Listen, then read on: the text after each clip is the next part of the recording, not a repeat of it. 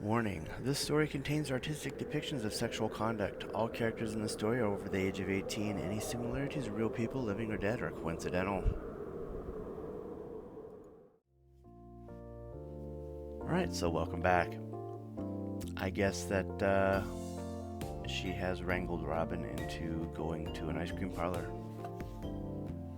Previous episode, he met her in the parking lot. They exchanged back and forth banter, and rather than going home as he had thought, he ended up going to an ice cream parlor, and that's where we currently are picking up at.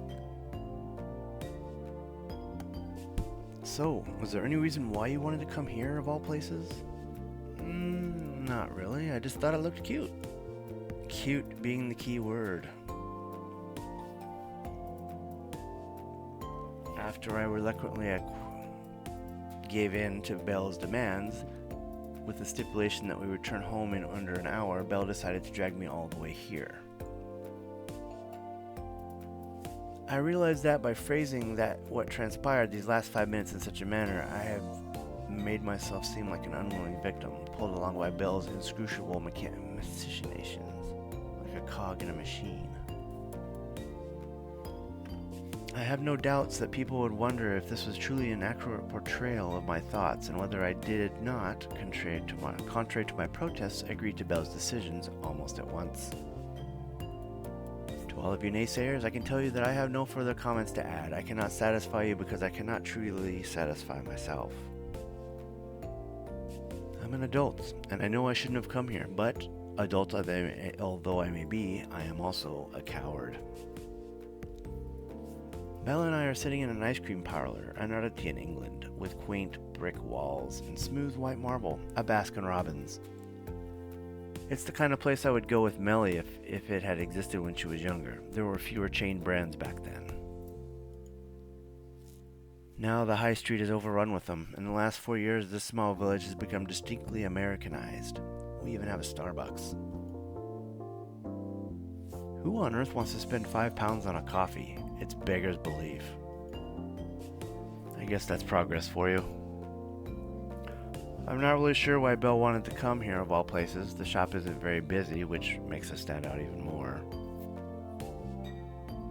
The other patrons are small children, their hair disheveled, splotched of ice creams around their mouths and on their noses, accompanied by beleaguered parents who are probably regretting the choices that led them to this place.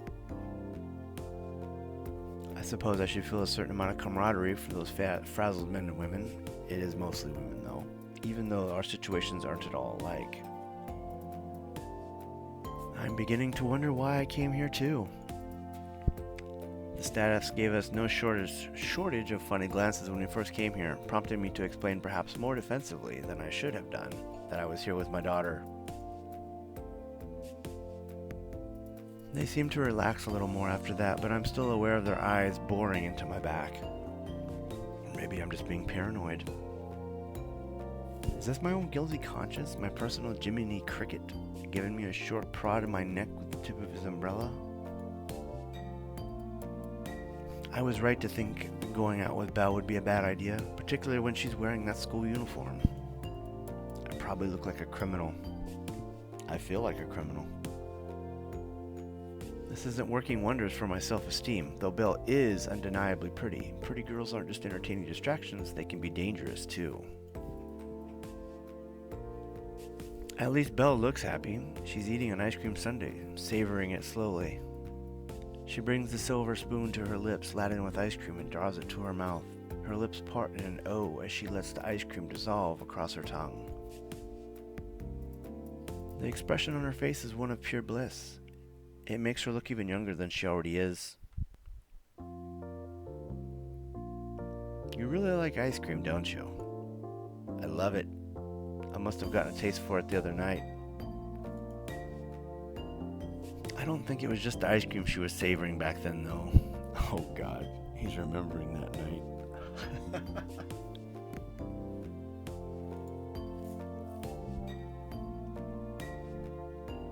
Yep. Oh my God, who couldn't forget that moment? I replay that memory through my mind once more. My cheeks start to flush. I turn my head, pressing one hand across my mouth. My cheeks burn. It's probably not the only thing.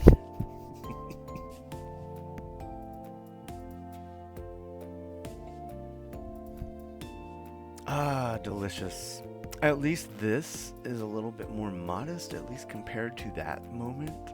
So I'm hoping this is more of a childlike innocence and not the I'm making innuendos at you, sir, moments. Belle sighs contentedly and takes the spoon out of her mouth with a wet pop. Hey, Robin. She smiles mischievously, proffering her spoon in my direction. You want to try some? No, it's alright. I bought it for you. But it's more fun sharing. I want to know what you think. I think I'm too old to be eating ice cream. It'll give me indigestion. I hit the right mouse button, which took the scene completely out, so rereading it. And Sally will have made dinner already. She'll be sitting at the kitchen table, arms folded, drumming one foot against the floor, wondering where the hell I am. I wonder if Mellie's back at home yet. It seems likely. She doesn't belong to any after-school clubs, and I don't think she has any friends to hang around with either. I bet Sally sent me a bunch of text messages, voicemails too. I don't know because I've had my phone turned off the entire time. Oh. Therein lies the problem. Just put it on vibrate, bro. I really am a coward. Huh? Come on, you're not that old. You still have a full head of hair at least. For now. We'll have to wait and see what happens. So stingy, you're no fun at all. I feel something collide against my shin. It's Belle's foot, encased in a shiny black shoe. At least her shoes are school regulation, quite unlike that ridiculous skirt. Don't do that. It hurts. And you hurt my feelings, refusing to share this delicious ice cream with me. I've eaten ice cream before, I know how it tastes. But it'll taste even better if you eat it with me. A pause. Or if you eat it off of me. It's moments and comments like that that make it hard for me to read.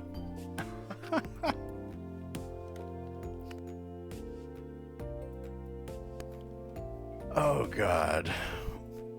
I really hope this is PG. Moving on. Yes, please don't say such things when we're out in public. We look suspicious enough as it is. Oh. Belle sticks out her tongue and delivers another kick to my shin. Maybe she's trying to gauge me in a game of footsie, but I refuse to cave into her whims, even if resisting her blows is quite painful. Where does she get all this strength from anyways? Eventually Belle tires of this game and she returns her attention back to the slowly melting ice cream.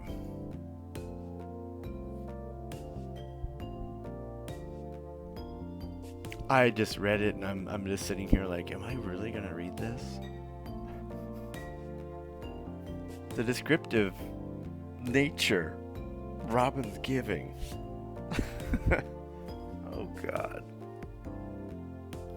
She lifts a spoonful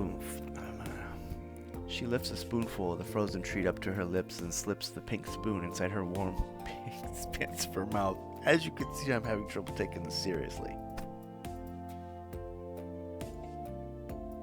She was a little over-enthusiastic there, actually, because she draws her spoon away. I can see a smudge of synthetic strawberry-flavored ice cream on the tip of her nose. It's kind of cute, actually. You got some food on you.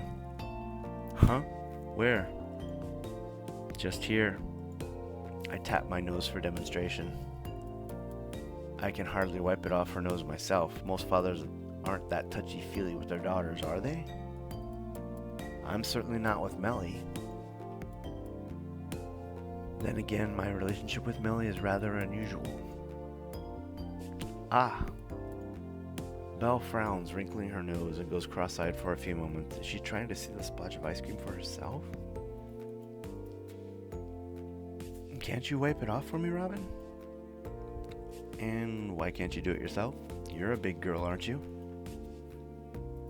No, I want you to do it. If you won't share this ice cream with me, you can at least help me clean up. Isn't that the staple of any first date?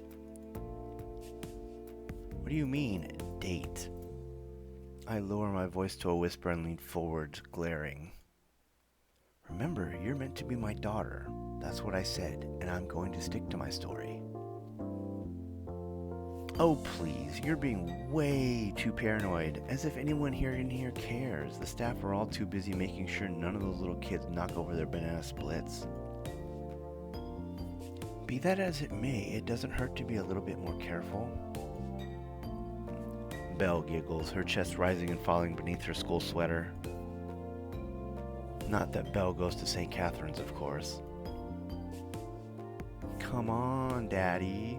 Can't you do your little girl a favor just this once? I am so cringing doing it in that voice. Oh my god. But I'm sure that's how she was sounding when she said it. You have a human body now, Belle. Just think, opposable thumbs. Don't you want to take advantage of that? It is true that I'm rather fond of my new body, but there's more to life than opposable thumbs. What about the romance? There is no romance here, not between family. We're not the Borgias. I don't even know who that is. I pause. Since you were Great Aunt Clarissa's cat for almost 8 years, I guess that means you really are family. You've known me ever since I was a little boy.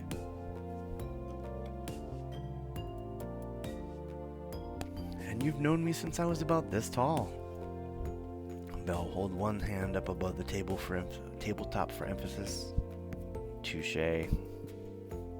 Maybe family isn't the right term.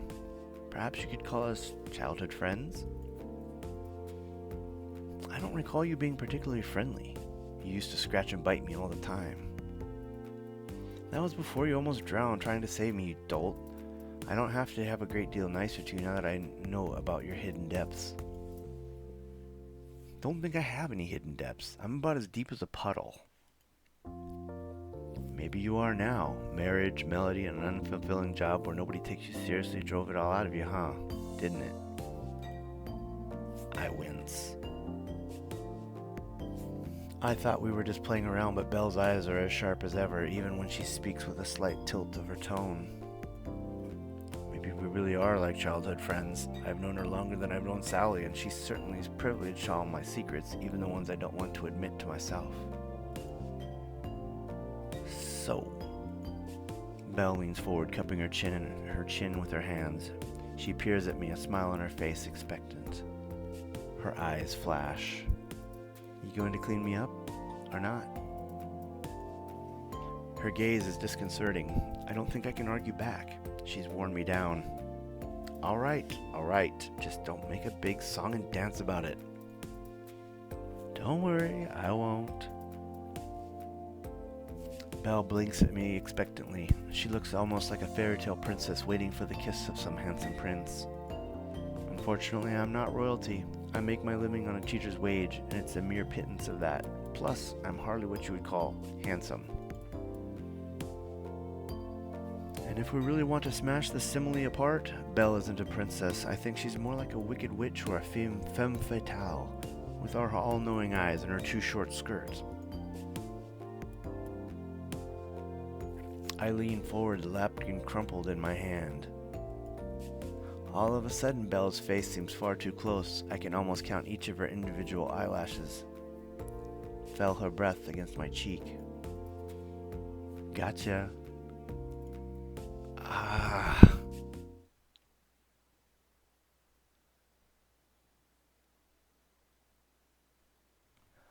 All of a sudden, I feel something against my lips. Something soft, warm, and not entirely unwelcome.